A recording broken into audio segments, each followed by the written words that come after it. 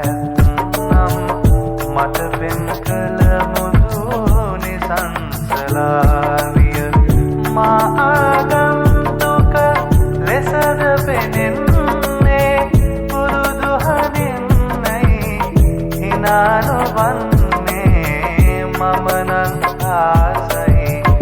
අහන්න නයනා ඉස්සර වාගේ